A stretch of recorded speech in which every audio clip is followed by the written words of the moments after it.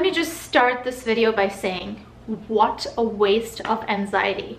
I was so stressed even before I got pregnant and throughout my pregnancy about how the labor and delivery is going to be, because everyone keeps telling scary stories, but I'm really fortunate, thankful to God and thankful to the baby and thankful to the doctors as well, but majorly God and my baby. It was not worth all that anxiety, like seriously. So a little about myself. My name is Dee. I am originally from India and I went through an entire pregnancy and gave birth to my little one in Canada, specifically Burlington, Ontario. And this video is going to be all about my labor and delivery story and my recovery starting from week 38. From the title, you know that I was medically induced. So yes, I did not naturally go into labor. So how things went about here is after 36 weeks, you have to go for an appointment every 2 weeks. So after my 38-week appointment, the doctor did suggest if I want to get a cervical sweep. I did give the permission, yes, and we did settle on 38 weeks and 5 days. So that's 5 days later, and even if I went into labor, I would go into labor around 39 weeks, and many of you would know 40 weeks is full term, but actually here they consider 39 weeks to be full term for a baby. So I did go in for my 38-week and 5-day appointment, and the doctor first did check if I am dilated at all, because if you're not dilated, they cannot do the cervical sweep. I was 1 centimeter dilated, and they again do ask for your approval in case you want to go and get the cervical sweep, because there's a chance that you might go into labor. In my case, it did not work at all. I got at least 4 to 5 cervical sweeps. None of them worked. So I did give the permission and I did have a sweep. It was really uncomfortable, painful to an extent, but mostly uncomfortable. It was like a 2-minute thing and I got done. Next day I did have spotting and I was really scared. I did have spotting and also I did have contractions and I was scared. So after that appointment, the doctor did discuss in case I would like to be induced. This would be elective induction, and I did say yes. So they did give me a date at 39 weeks and 2 days. I told my husband to take that week off. We go to the hospital, they do an NST test, that's the non-stress test. They check for the baby's movement, heartbeat, check my blood pressure, and then they are like, sorry, we have to postpone it because the staff is not enough. And yeah, basically they postponed it by 2 days. We went for the next appointment. It again got postponed by 2 more days. It was bad. So there are 2 kinds of induction ways they would induce you. One is a prostaglandin induction and one is a pitocin induction. So basically, if your cervix is not ripe enough, which is if it's not 2 to 3 centimeters dilated at least, they would first give you the prostaglandin gel. It's usually administered late afternoon, and then they let you rest all night and come in the next morning to check if your cervix has ripened. In case the cervix is ripe, they will then administer the oxytocin or pitocin, which is the synthetic form of oxytocin. They would never give you oxytocin unless and until your cervix is viable. That's how I was told. So I did go in twice during my 39th week, and my cervix was, they kept checking my cervix and they kept doing cervical sweep. I got 2 cervical sweep in my 39th week, and both the time I had spotting and contractions the next day, but nothing progressed. So by now I have had 3 cervical sweep. I turned 40 weeks and then the doctor decides, again gives me another date which gets postponed. But after 40 weeks and 1 day, I did have 1 more ultrasound. This ultrasound people don't usually get unless and until they are past their due date.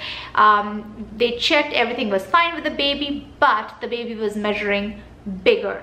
It was measuring 9 pounds, and the doctor was like, it can be plus or minus a pound.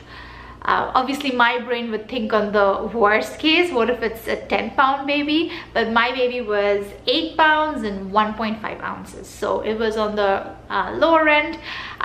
So after the ultrasound, I was again sent for another induction date. By now I'm already at 41st week. I did have an ER visit. I think I did mention that in my last video. I had ER visit. I had extreme stomach ache. It was like a gas pain, and I did go to the ER, and I had a morphine shot, and everything was fine.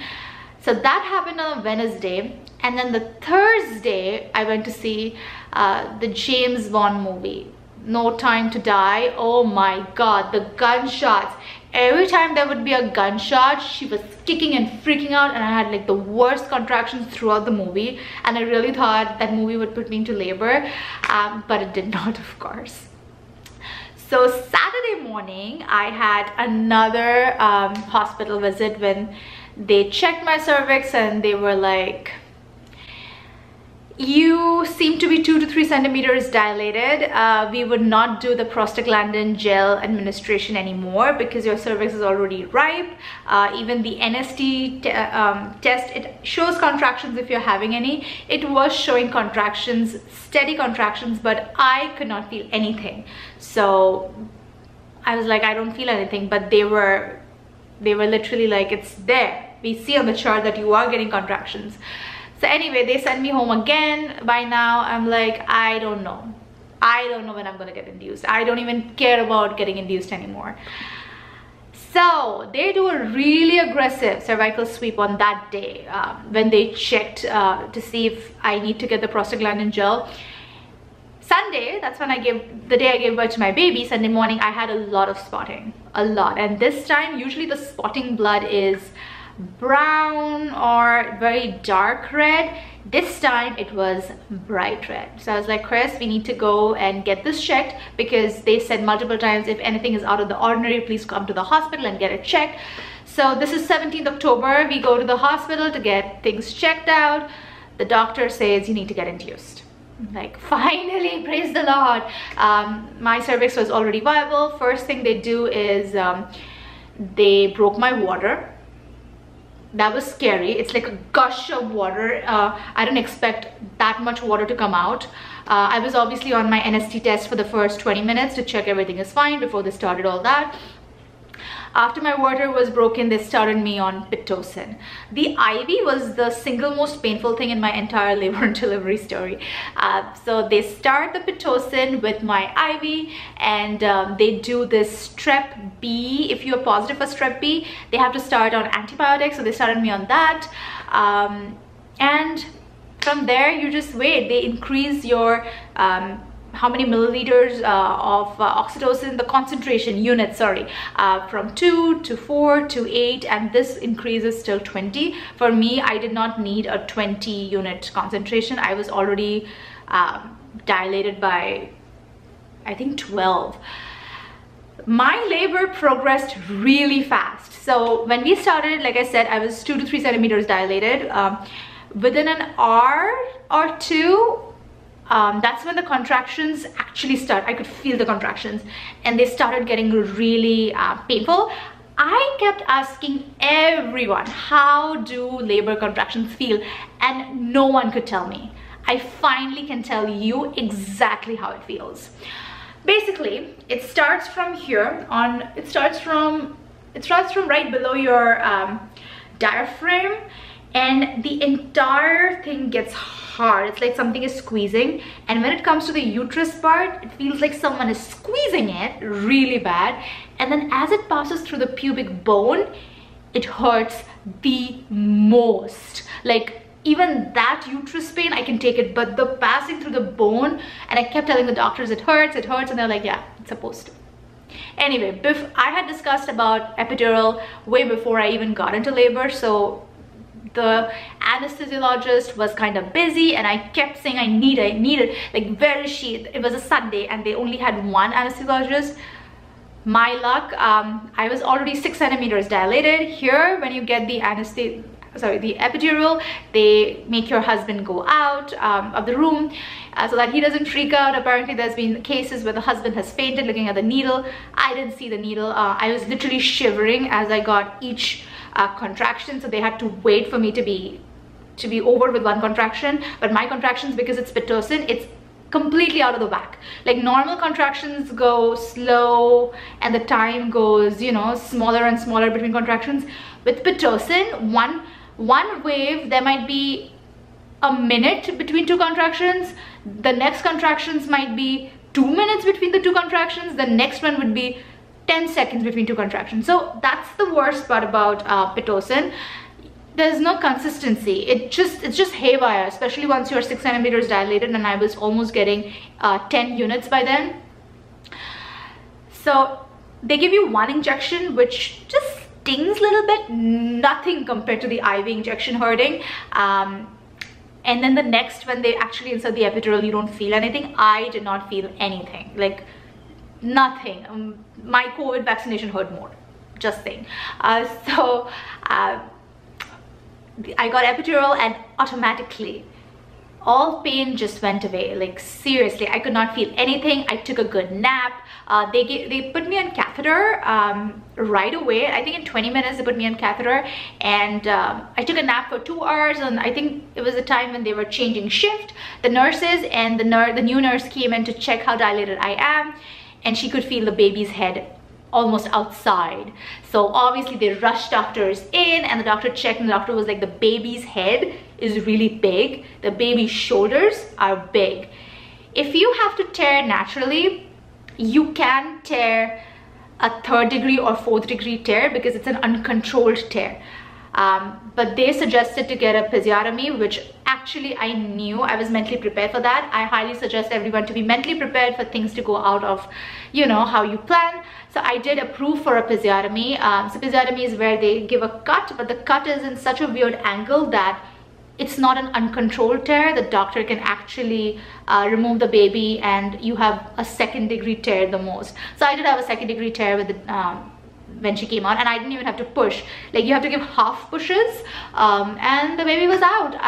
It was the easiest thing. I did not feel anything, no ring of fire, nothing.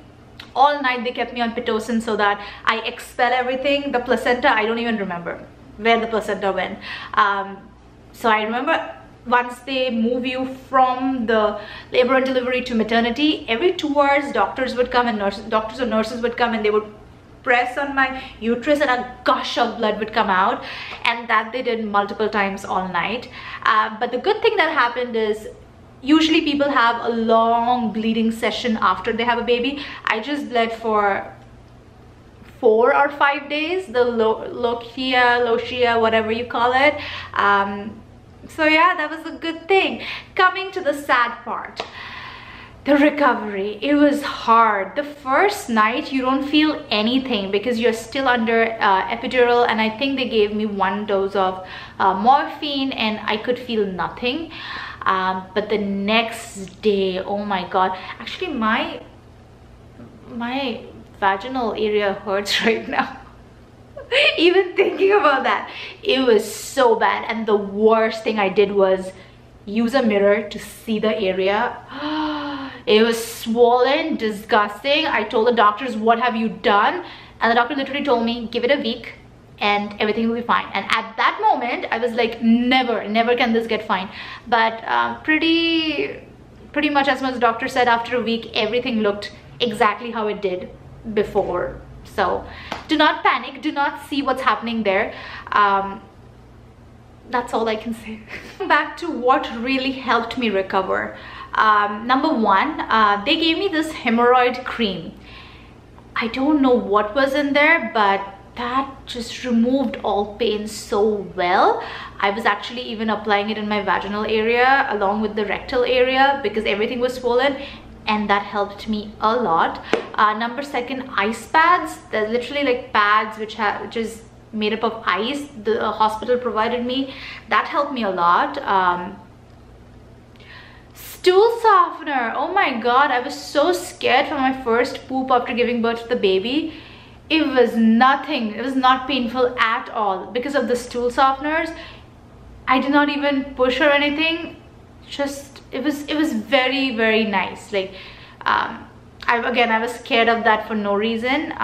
Stool softeners really work. I took it for at least 2 weeks. So sitting on hard surfaces felt better than sitting on soft surfaces. I know people have different preferences, but for me, hard mattress felt better than my soft mattress. And lastly, just give yourself time. It does take time to heal. That gets me to my postpartum appointment. Here in Canada, you have a postpartum appointment after 6 weeks. By the end of 6 weeks, I actually did not heal. I did have a slight infection where the stitches were. I did get an antibiotic cream and also an estrogen cream, because I kept feeling like my organs are falling off. I couldn't stand for a long period of time. There's like this unusual pain. Even right now, I cannot squat for a long period of time like before. It's a weird sensation. So those were one of the complications, which did resolve by my 8-week appointment when I went again. Something that was annoying was catheter related urinary tract infection. So I had a lot of burning sensation while peeing, and the doctor did ask to get a urine test, and of course it was urinary tract infection. I had to get 3 to 4 doses of antibiotics to complete, and only after that my infection cleared out. So that was one of the complications that I got from my labor delivery. Apart from that, everything was fine, and I was all fit by 2 months or 8 weeks. Yep. So any advice from me? Number 1 is your birth plan might not work. Like my case, I had to get a episiotomy. Number 2, do not let anyone judge you for getting an epidural. The epidural is the best thing ever invented. Once upon a time, there used to be tooth extractions without anesthesia. Now, if someone does that, we are going to call them stupid. So, now we have epidural. Use the epidural. I am not judging anyone who does not use epidural and want to feel everything and wants to be natural, unmedicated. I am not judging you, but if you want your life to be easy, just get the damn epidural, and it's gonna be really easy.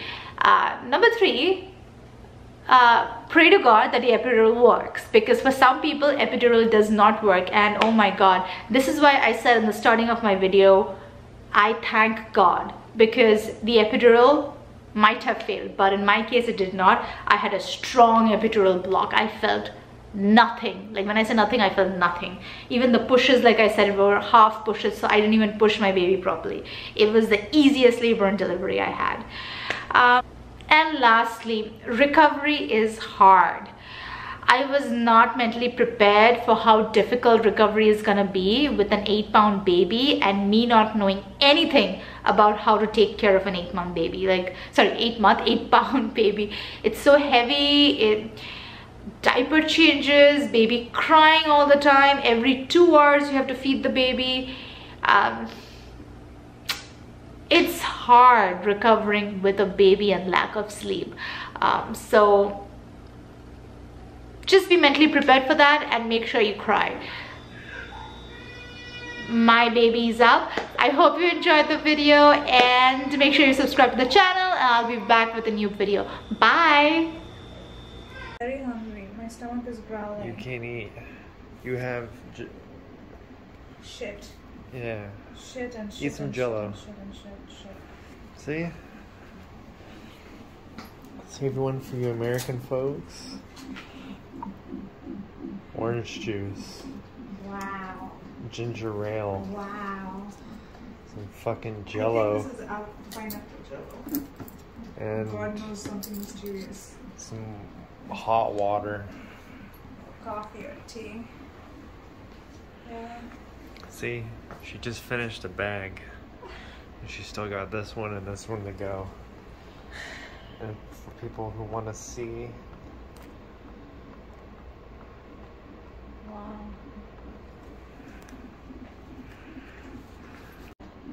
Oh my God, I don't know why people can't define this. This is exactly like, oh.